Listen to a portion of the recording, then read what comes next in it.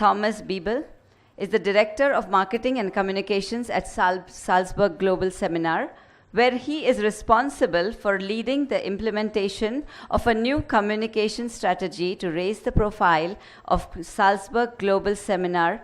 Thomas holds a MA in Communication Studies and Psychology from the University of Salzburg and an MBA from University of St. Gallen, Switzerland. Dr. Roman Gerodimus, he is a political scientist, academic writer, and consultant. He is a principal lecturer in global current affairs at Bournemouth University in the UK and a senior faculty member at the Salzburg Academy on Modern and Global Change. Dr.Neil Hollander, he is a writer, film director, and producer, journalist, sailor. Neil Hollander has gone through several professions: a university professor, a war correspondent, a sailor, and a writer of children's books. May I request all of you to come on stage and Dr. Neil Hollander to take forth the discussion.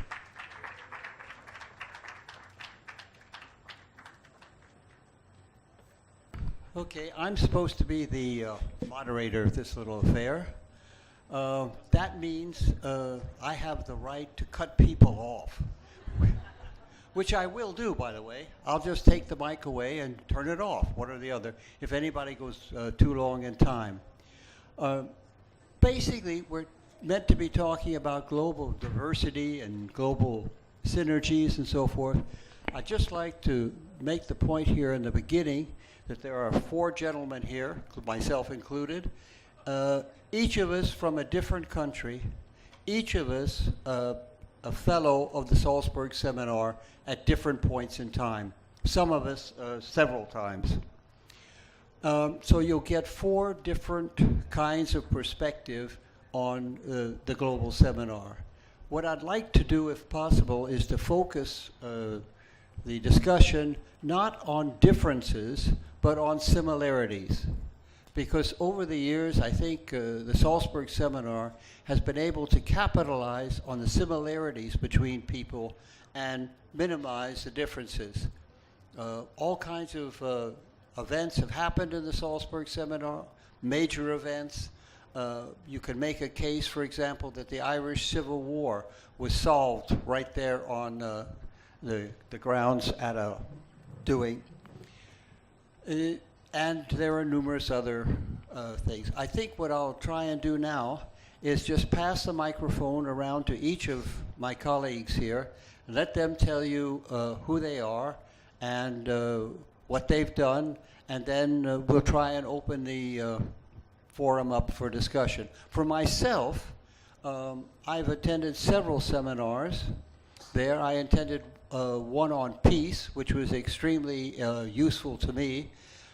Put me in contact with many other people who had the same feelings as I do and were writing in the same directions, and helped me finally do a book on peace during the First World War. The other time I went as a filmmaker, and that put me in touch with lots of people I really didn't want to meet. But at the same time, it was interesting, and it was a valuable thing. Now, let me pass it to the gentleman here on my right. Hi.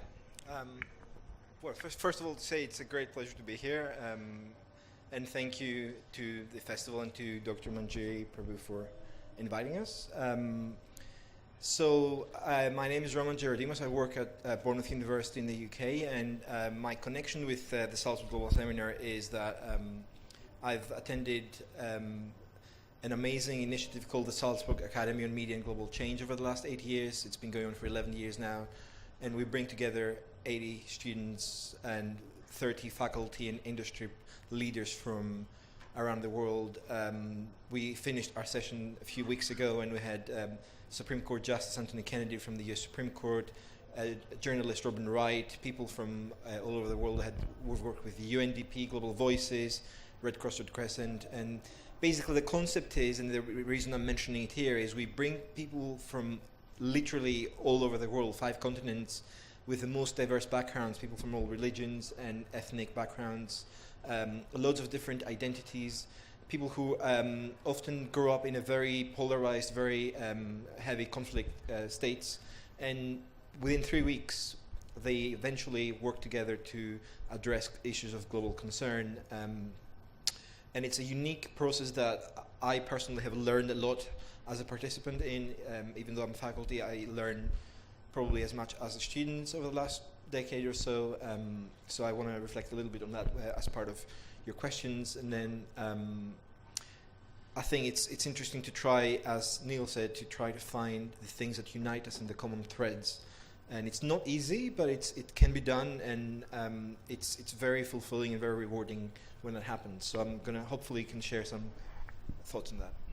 Okay, I'd just like to add, just before I pass the mic on, the whole reason, for example, that I personally am here is because I met Manjiri, the director of the festival here, at Salzburg.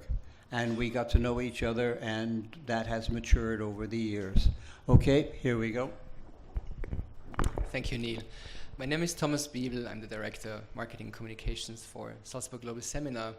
And since I'm the one on this panel who is actually working for the organization as a full-time staff, I wanted to give you a little bit an overview of the organization and a little bit of the history, so you understand better what is it that the seminar is doing.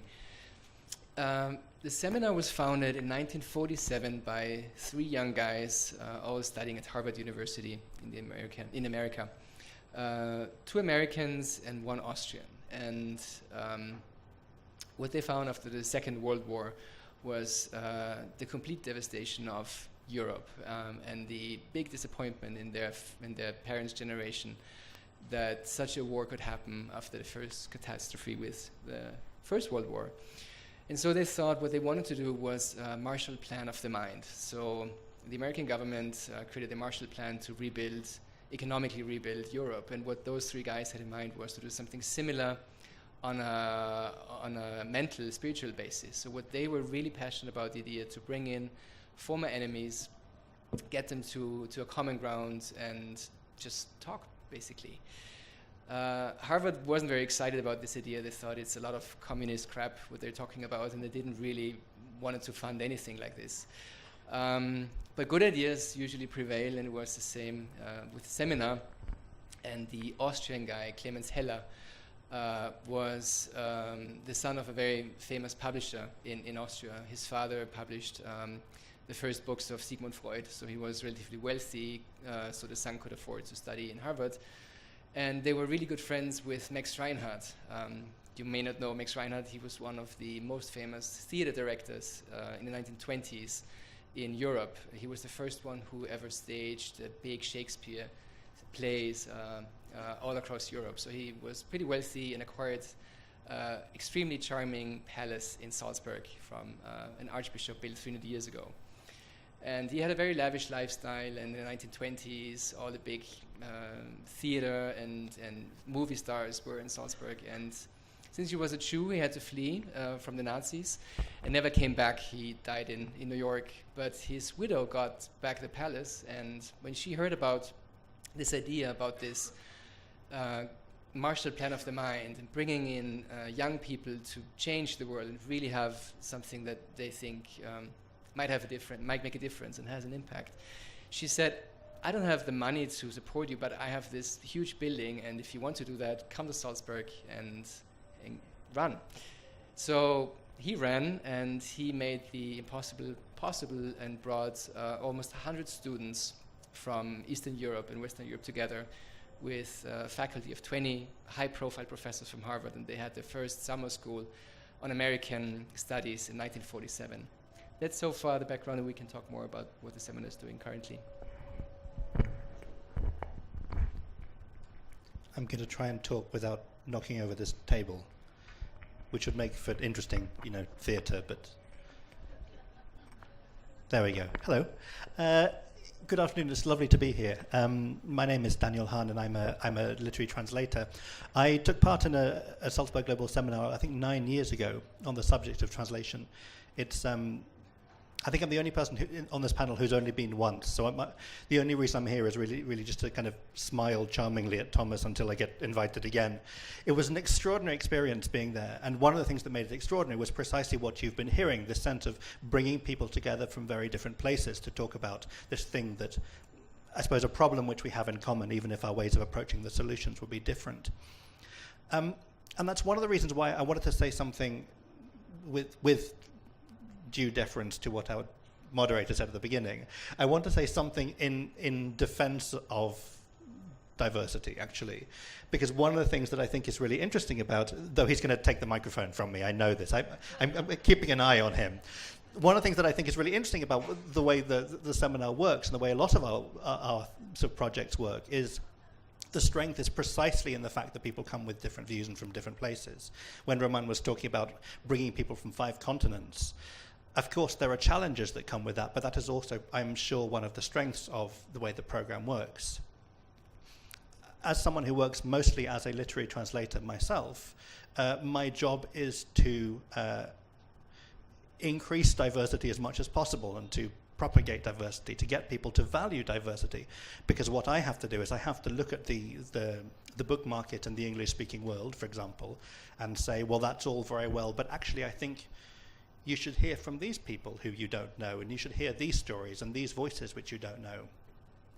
The things that we have in common are, of course, for a translator, the points of access to these stories. So the reason you can read a novel from Brazil is because, as human beings, we have things in common, and we all understand fear and love and ambition and all these different things we have in common. But actually, the point of bringing them in is precisely that they're different. I'm reading the book I have in my bag at this moment is a sort of a strange crime horror novel from Mexico, and I'm reading it for a British publisher for them to decide whether or not they want to publish it. And one of the things that I'm looking for is it sufficiently not like the things that we already know? Of course, there are challenges when you kind of find the frictions between cultures. If you are having a book in one culture, a story, a voice from one culture being read in another, and the translator's job is to find ways of mitigating the most difficult parts of that, because we have different taboos and concerns and so forth. But actually, the thing that the translator is, I think it's working, that microphone.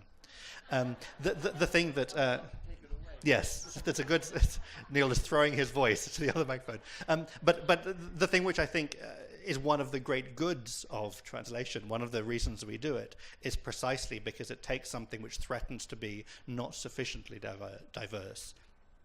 Because books are becoming increasingly globalized, but that really means they're being globalized in one direction. It means English is getting bigger and everything else is getting smaller. And our job is actually to look at that as translators, is to look at those things and say, actually, we need to find ways of bringing more different kinds of attitudes and different kinds of experience and different kinds of history and culture into the conversations we're having. The end. In reply to that, I'd like to just say that I remember once at Salzburg having a conversation with someone, and we were talking about the philosophical differences between diversity and communality. And someone was saying, and I thought they made a very good point, it's like you go to argue over a particular point and someone says, well, that's okay, I'll take the positive, you take the negative. Well, wait a minute here. Taking the negative is a lot easier than taking the positive. So anybody who says that that's equal is wrong, I think, personally. The hard part is to bring out the positive. Now, the positive is that which holds us together. The negative is that which drives us apart. So I think that's Salzburg, I think, is more in the former than in the latter. Salzburg brings people together and then tries to hold them together, not to try and push them apart by putting up barriers as to what is so different between the different cultures. It's what do we all have in common that we need to reinforce and we need to amplify and we need to discuss and we need to build into strategies that will keep us together. With that, I'd like to open the, Do you want to say something? Yeah, if it may add to this. We have a saying that when we open a session in Salzburg, we always say, be tough on the issues, but be kind to each other. And I think that's really interesting, but because it allows everyone to express herself in a way that you wouldn't do necessarily at a conference, at a panel. So we usually say, we're not a conference. It is, you come here for an experience, and that's a week-long experience where it's extremely diverse. So we have about 50 to 70 people usually for a session. It's roughly 20 different nationalities. So you're really representing not only your country, but sometimes your region or your continent. And that gives you a lot of security. So this place, the palace in Salzburg, is like a safe retreat and allows you to speak openly about very tough issues sometimes. And what is really working and has been proven to work over the last 70 years is when you create an environment where people can trust each other, when they allow each other to talk about very difficult issues that you wouldn't be a fan of, you wholeheartedly disagree, but you let the other one talk and over the time accept a certain opinion. And that's really only working when you have the time to, let's say, hear a different opinion in the morning, you reflect around at noon, and you come to the person in the evening and realize, well, actually, it's not so stupid what the person said. It's actually making a lot of sense in a different context. And so you then apply certain new things in your daily life, in your daily thinking. And that makes a lot of difference. And while it's been, the last sentence, while it's been for many years a little bit old-fashioned to bring a lot of people to the same place, it's obviously very expensive to arrange for the travel, but certain things, especially if the themes are more complex, you need the time and you cannot discuss it via Skype or a telephone call. I think that's now the time where the one-on-one makes a lot of sense. Just to add to that, just to say that what I think is particularly important about Salzburg, and I think all of us have experienced it and everybody who's been there, it's such a, it sounds irrelevant, but it's not. It's such a beautiful space. It's such a historically, culturally charged space. It's a space that is much bigger than the individual, and it forces you to think that, you know what, this is a space where I have the responsibility to go be outside of myself and do important things. And there are spaces like that everywhere, of course, in every city, in every country. But there's something about the architecture and the beauty in the natural environment, and you feel like you have to respect the space. And not immediately, you know, you have a lot of egos there. I'm sure, like Thomas has a lot of stories from like leaders from government and business and every, you know, industry and arts going there. And you have a lot of egos. And if you're going to break and find common ground and you have to come together, you have to put your egos aside. And I think a place is one of the things that forces you to do that, because it's actually awesome in the sort of not abused sense of, like we say, a cup of coffee is awesome. It's actually awesome. And I think it forces you, it humbles you, and it makes you want to take a moment to say, what is the best I can do? Is this the best I can go in questioning my own assumptions or my own prejudices? So I think space is a very important factor. I think if you let the four of us go on, you'll end up hearing about 6 different opinions.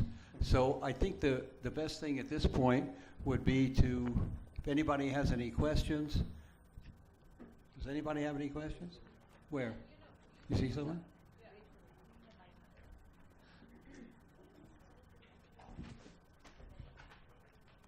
This one?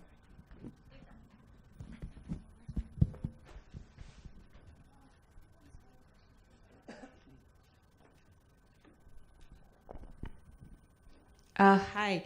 So, you just talked about the spaces, that the spaces make you think. Is it because you are taken out of your environment?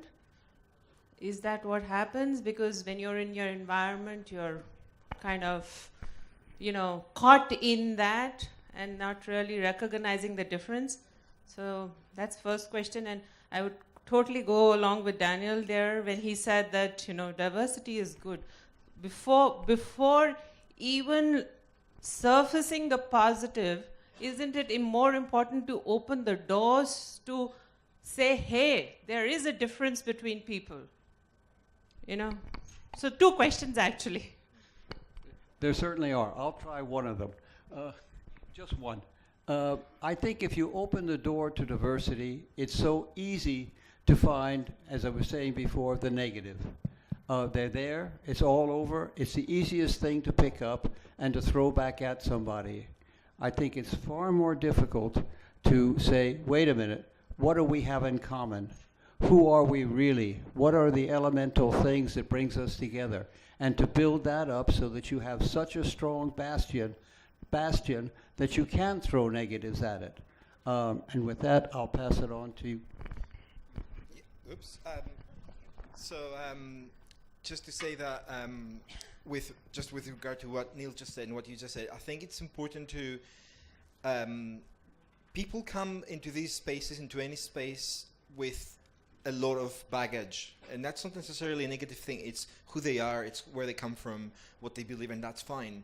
I think acknowledging that there are different points of view is a first step, and that sounds very obvious to everybody in here, but you know, we come in contact with people, and we ourselves, I would argue, take as granted that our opinion is the right one. Like, very few people in the world actually question their assumptions and their thoughts on a daily basis, and we think that that's actually, you know, it's the most logical, the most moral position. So even just acknowledging and coming in contact with the other is, I think, the step to finding your shared humanity. Because so you start at the beginning, it's very awkward. We see people being cynical or skeptical or scornful towards people who are different from them or people who have different opinions, and that's always the first step. But so accepting that the other exists. I don't think, I'm not saying what you said, I don't think you should like just sweep it under the carpet. You should just start by saying, okay, we're different, but let's now discover what unites us.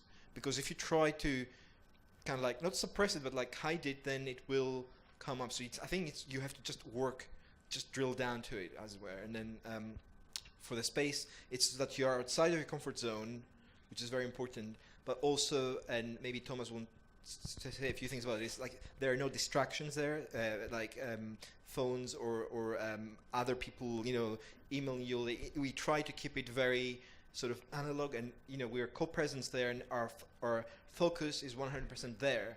And it's amazing how distractions can be an excuse to fall back to your comfort zone. So whenever somebody challenges you, the easiest thing is to switch off and disengage and go to your little digital comfort zone. But when you don't have the choice to do that, you kind of like are forced to interact with the other.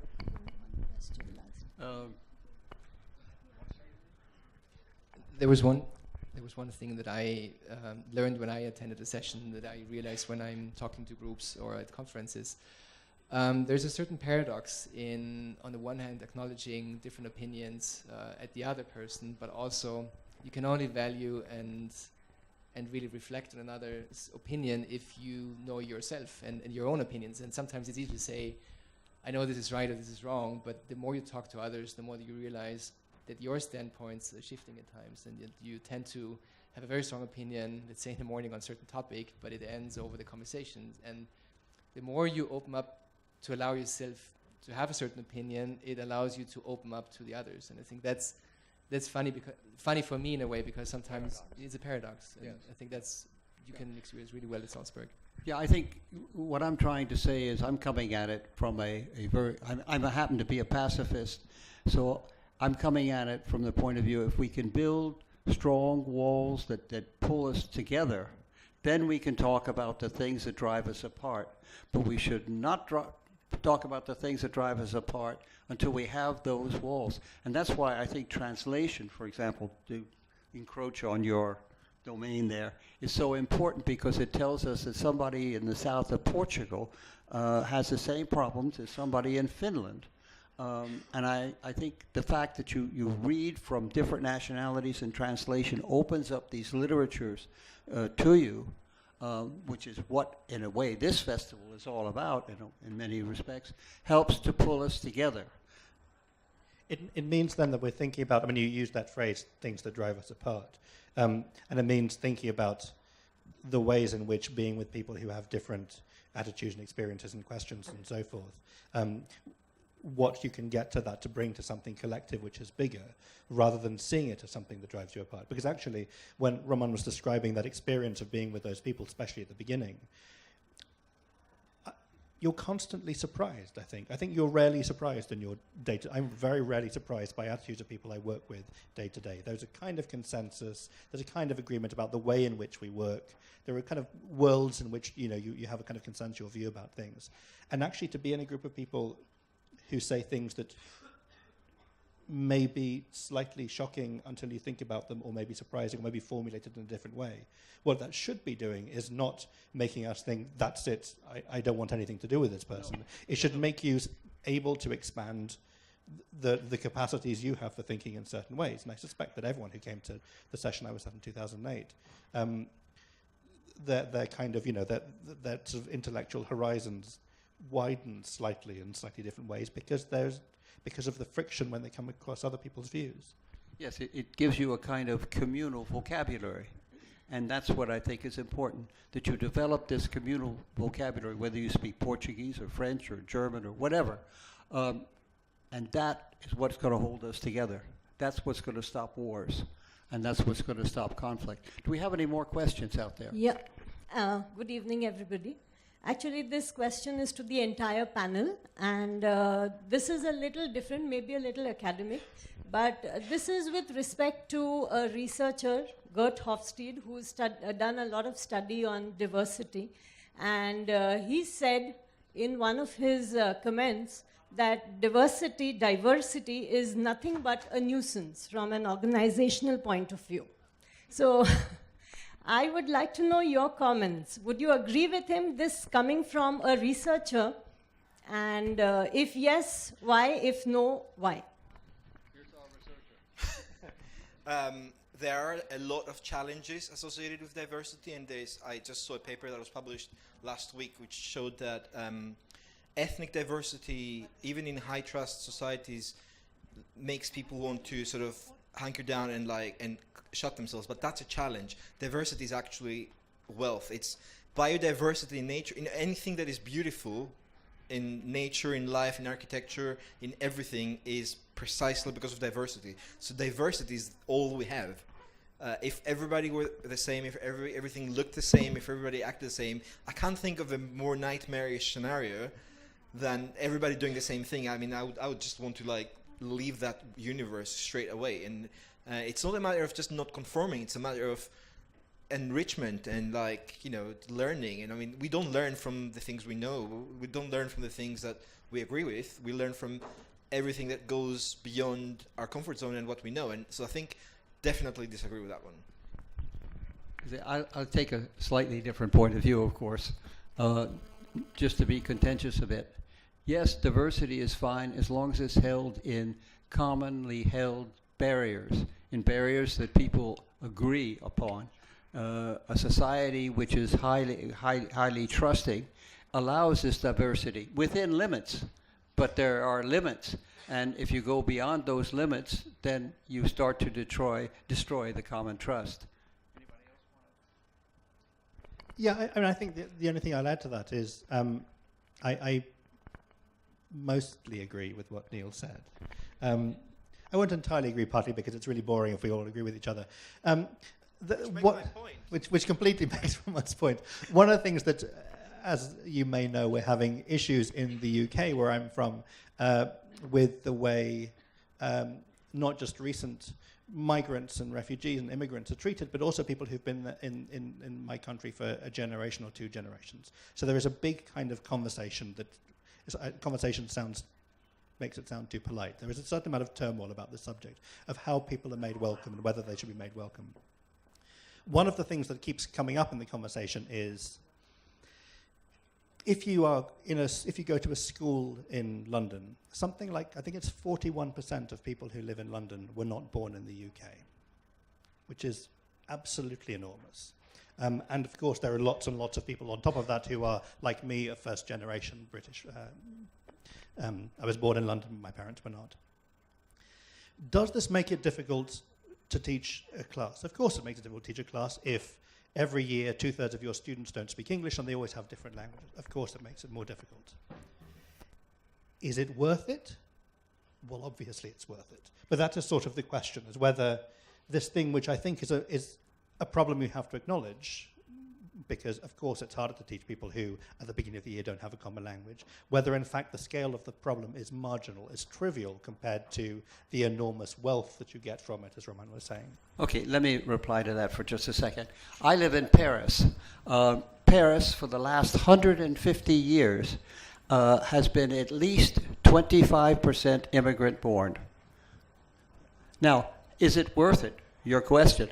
Obviously, yes, because until recently, that 25% assimilated.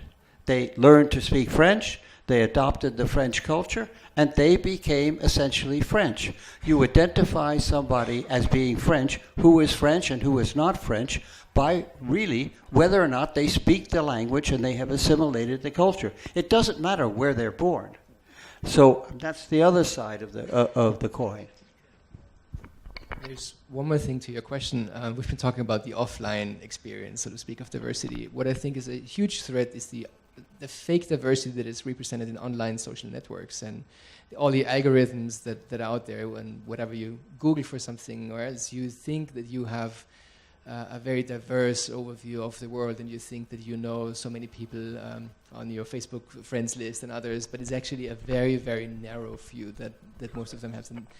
And the big corporations are forcing you to this because it makes a lot of money for them. If the more they identify you, the more they know your opinion. And I think it's important for our generation to be aware of this threat. Not that I'm saying it's a bad thing per se, but it's important to be at least aware of it. Any questions out there? Just to all of you on the panel, what are your individual views on people coming together? Simply because, we've got so many countries in the world, so culturally different, so ethnically different, and the current political climate, from the Donald in America to Brexit, which is not really helping diversity, to Kim, whom nobody really knows what he's going to do next, and Putin, whom very few people trust. And then you've still got terrorism in the Middle East. You've got a massive refugee problem, the most recent being the Rohingya Muslims pouring in from Myanmar into Bangladesh and India. So realistically, is it possible for regular people, regular Joes, to combat such differences and come together, albeit peacefully? Well, that's a real handful there.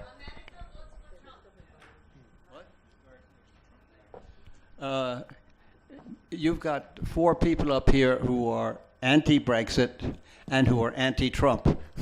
So, but it's very interesting, and in relation to what we were talking about, that you can assume that. We haven't actually had any conversation about. I mean, of course we are, and it would be really preposterous if we weren't. But it's really interesting that there's an immediate assumption that you can make correctly. Absolutely. That the kind of people who are in this conversation, the kind of people who come to literature festivals, the kind of people who are interested in these things, are overwhelmingly going to be the kind of people who... That's right. Even that phrase, the kind of people, is already doing it, isn't it? Yeah. Well, you see, unfortunately, what's happened, I think, both in the UK and in the US, is this Brexit issue, the Trump issue, has created a divide. And it's never been so wide. There's one group feeling one way, one group feeling another, and there is no common ground. The common ground is being torn apart. Now, where this will lead, who knows? No one can figure this one out. I think, but to address the question that the gentleman asked, India, for example, is an enormous country. It's an enormous country, physically and population-wise. The States and so forth in Europe. The question is, how much of a foreign element, such as the Bangladeshis coming into India or the Middle Easterners going into Europe, how much of a refugee population can a country absorb? And that's an unknown. We don't know that. The only thing we know, I can say, speaking from a French point of view, is that one of the great problems now is not how much can the population absorb, but is this refugee population willing to be absorbed? And the problem there, I think, is we have a population flowing into Europe that does not want to be absorbed. And that's another issue which is totally different. So just to say on this Trump thing, or not just the Trump per se, but on the polarization, that you correctly assumed that I was not a supporter of Donald Trump. But what I have to say, though, is that over the last year, my most heated conversations and the most intolerance, and I wouldn't call it abuse, but sort of the most heated, actually abusive speech that I've received wasn't from Trump supporters or that side, but it was from my liberal friends who are further down on the sort of far left end of the spectrum than I am. So I think that everybody is responsible for maintaining a moderate stance of listening and trying to understand the other. And it's really, I had this bizarre conversation with friends who support anti-fascists, or Antifa as they called in America and other parts, and basically they espouse some of the most hateful rhetoric against those who espouse hate, if you see what I mean. And it's like a vicious circle that leads to civil strife. It's basically it's that sort of intolerance. So I think there is a lot of polarization, but what we've observed is that it's not just within one country. A really important divide appears to be between urban, cosmopolitan, globalized metropolises, centers in cities, and people who feel left behind, maybe in rural areas, maybe people who feel left behind from globalization, people who can't reap the benefits of mobility, of the economy. So we're starting to see this replication of this pattern from country to country, that there is a return of nationalism in rural areas, but for people in cities, people who've traveled and have met other people from all over the world, and they've been exposed to this wealth of diversity, and they've subscribed to the beauty of diversity and globalization, they can't go back to a nationalist narrative. They're past that. There's nothing else for them. Sort of globalization seems to be in a crisis, but then also they know that the nationalism isn't working either, and it's responsible for a lot of bad things. So they feel like they're in a limbo. And then there's people who are very genuinely scared because, as you say, there are integration problems. So I think we need to be able to see people's point of view and motivations behind sort of superficial votes or superficial how they get crystallized in referenda or in votes. I mean, people are motivated by a great number of things, and occasionally they're scared, and I think the overwhelming sentiment right now is fear and confusion. So to go back to your original question of how do we go over this, it is about being confident that there is an alternative that can work, and that it's not just airy-fairy, let's all love each other, but actually survival is based on that idea of coexistence. It's not about just being hippies. It's about actually making it through the next week without being nuked by somebody. So the question that we're left with is whether that is going to be in the centre ground. What you're describing is of course right, and particularly in places like France, where if you look at who the people were who voted for Le Pen and where the people were who voted Le Pen, that's absolutely right. But less than 2 years ago, I was at a literary festival in the UK interviewing a series of politicians from very different political kind of backgrounds and parties. The only thing they all agreed on, because of course they professionally have to not agree with each other, the only thing they agreed on was in Western Europe and America, from now on, we're only going to win elections in the middle ground. And so you're going to fight for the centre ground, and it means everyone is kind of jostling for not the same space, but more or less the same space. This was the wisdom of the politicians, for what it's worth, of where elections are won. Not where you can do the most good, but where you can win elections. This is less than 2 years ago. This does not seem to be what's happened, certainly in the UK or in the US or even in France. One of the things that gives me a little bit of hope is just the speed with which we've moved away from that. And whether, of course, it's very grim, but whether that also means that it's not quite as far away as we thought. Because actually, there are still lots of moderates. The moderates are just really quiet compared to the really annoying people. Well, and there are a few, but they are annoying and loud. since you mentioned France, I think the French experience recently in voting is the one glimmer of hope. That quite rightly, the majority there came right out of the middle. And that's what's holding France together right now. And it's a very much a liberal democracy, which is what Trump is not. Do we have any more questions? The slight anxiety about that, Neil, of course, was it was the middle that won it eventually. That's right. But the fact that you have close to 40% of the population voting for Marine Le Pen, and this is the good news. I mean, this is the glimmer of hope at the moment in the world is an election in which the Front National wins 40% of the vote.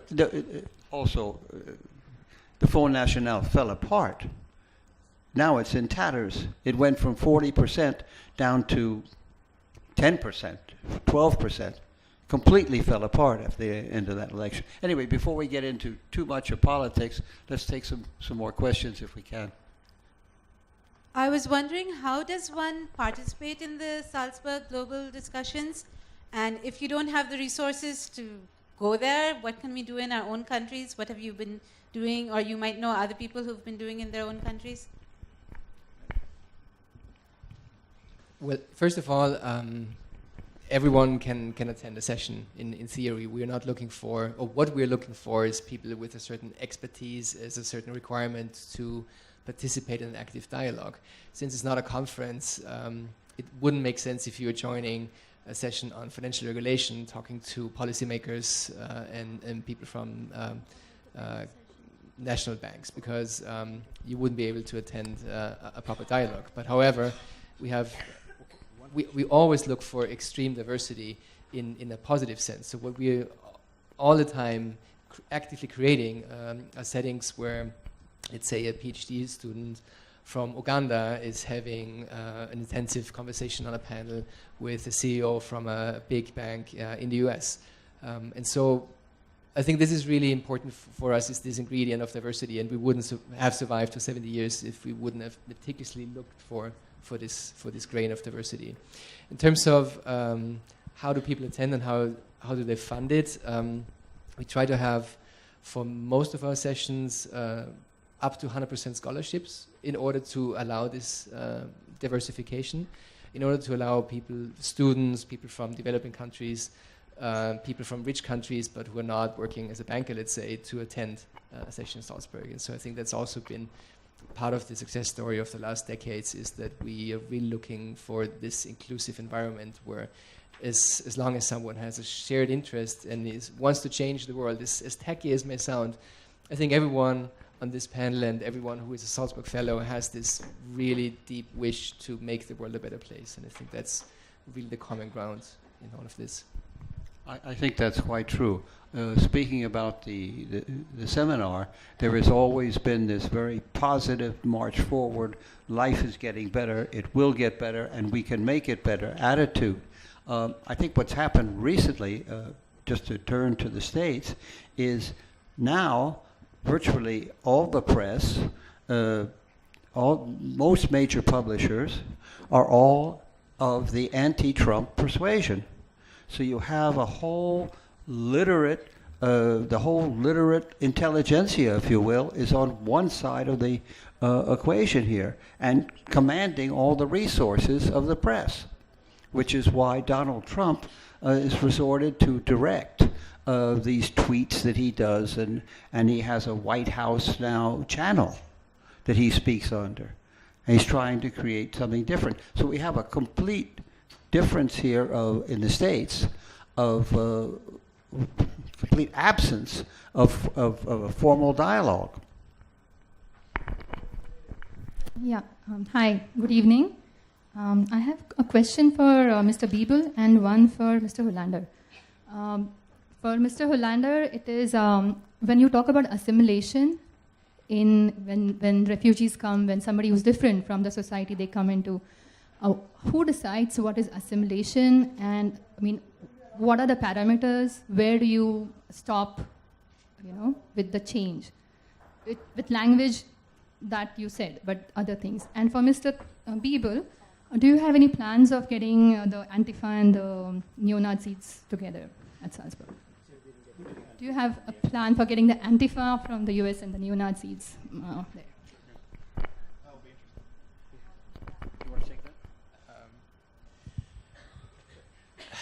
No, we don't have plans for this. However, what we do have plans are to sometimes have very controversial issues and bringing them on the table in a time that is very inconvenient for the establishment or for leaders. And what we're trying to do is to bring not the usual suspects together. So what we're trying to do is to always have a separate opinion in the room. And I think you cannot talk in a reflective way about certain issues that are not black and white. It's not an easy answer if you don't have a very different crowd in the room who, first of all, do not know each other since years, who have hopefully never seen each other, have very different point of views, very different cultures, and only through this then you have at least the potential, I'm not talking about solutions, but the potential for different ways of thinking in different terms of action. To answer the question about assimilation, what do I mean by assimilation? It comes down, I think, to one very simple thing, and that is language, which is the thing that we're dealing with right here so much. It's if you come into a country and you decide to become a citizen of that country, you must assimilate by adopting the language of the mass.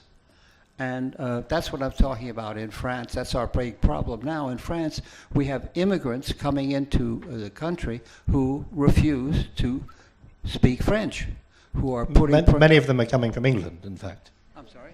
Many of them are coming from the UK. Yes, we've got too many Brits over there right now who won't speak French. And that's hardly a joke. We've got southern France has been invaded by the British, and they refuse to speak French. They think they can go into a bakery and ask for a piece of bread.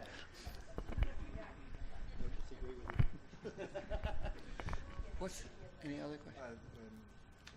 Yes. Bringing the focus back to Salzburg seminar. I'm a fellow of Salzburg Global Seminar. And just to answer one question, what she had answered, or what kind of people you select for the seminar. I'll just give a example for that. I was there in 1995, and at that time, going abroad or making a foreign tour was not common in India. I mean, it was a very rare thing, very expensive thing. And during the session, I was having a cup of coffee with my director, Susanna Fox, in the terrace. There is a lake over there, and beyond that lake, there is a road. And on that road, there was a tour, Sound of Music tour over there. And those people over there, they were watching, saying that this is the place where Sound of Music has been shot. And I made a comment to my session director to see that these people, they have come all the way to Switzerland and Austria, spending the money to be over here, and I have not spent anything. I was on a fellowship, and I'm enjoying the luxury of this place. So she said that these people are the people who have been earning for themselves. They have been thinking about their profit, and they have made money, and they have come over here. There are places around the world where people think about the world, they go beyond the barriers, and this is one of the places where they're called. So that is one of the major aspects of the session, and I think the fellows which are selected, mostly, somewhere the organizers, the directors and everybody, they have that in the mind, the kind of people whom they want over there. I just want to make a point about it because I see the countdown. I feel like I'm at the Oscars now. Like, you know, when you get your Oscar and you have the countdown and like you have to wrap up soon. So I want to make a point that, right, there you go, yeah.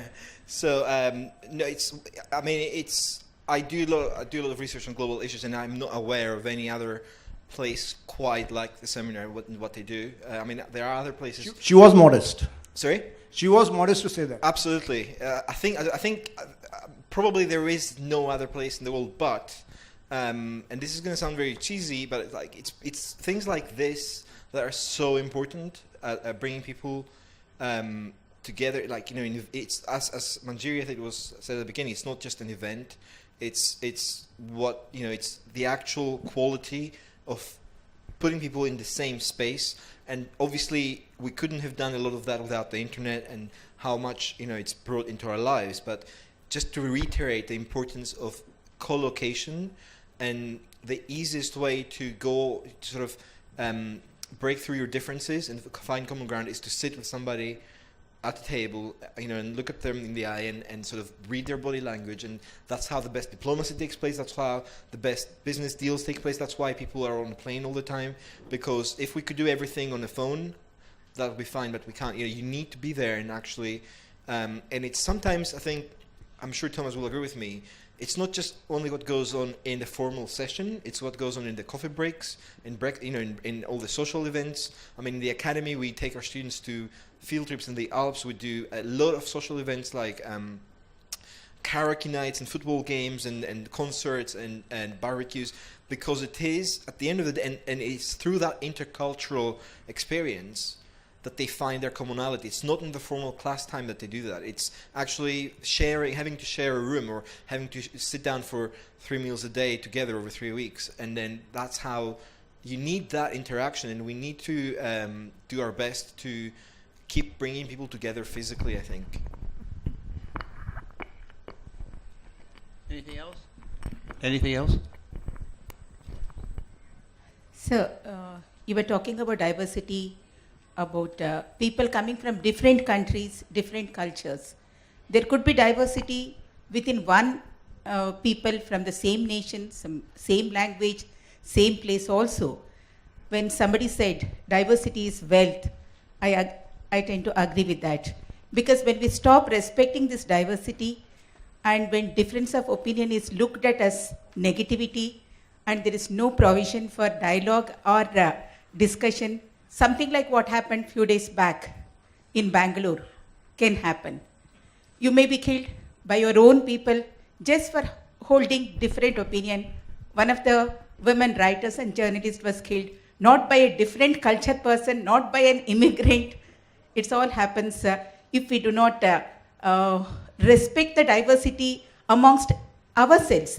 And we were talking about, one of the panelists said, when population flows into a nation, how do they assimilate? How did the Americas and Australia assimilate when large amount of population flowed into those continents and almost drove the natives to extinction? Why these dialogues when now the population is flowing into these countries?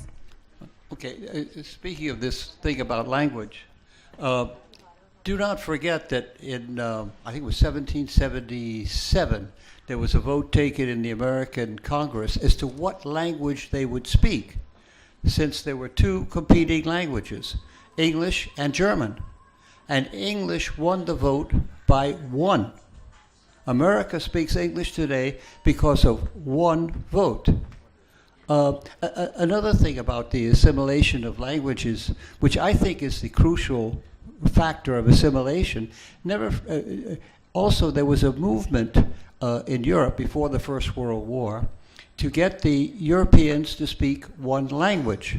Now, what was that language going to be?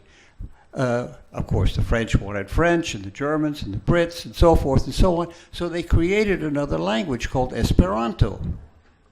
So everybody could then speak Esperanto, and it would not be a reflection of their own nationalistic tendencies. Well, Esperanto, again, strangely enough, by 1 vote, missed becoming the language of the League of Nations, which would have put it at the high point, and every European country then, which was a member of the League, would have had courses in Esperanto. I mean, these things have come very, very close in history. Anybody? Anything else?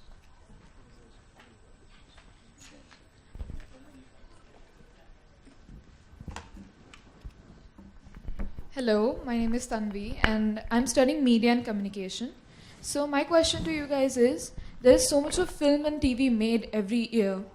And when a TV show or a particular film portrays a culture, they actually show it in a very stereotypical manner. So as this is a mass media content, it has been consumed by millions of people, resulting in creating a partial perception about a culture. So as a global issue, how can we tackle it? So it's not just media. I mean, the most basic things that people don't realize that sets stereotypes is actually maps. And if you look at different countries and the maps of the world and how ethnocentric they are, I mean, it's people are shocked when we show them, people in the West, when we show them maps in that other parts of the world use. And it starts with, so media is representations. Media is the frames we used to understand the world. And there's obviously a limit to how much complexity and nuance you can have, but you're absolutely right that stereotyping is one of the biggest problems. So digital media and have the potential to help people challenge those preconceptions by allowing different narratives to emerge.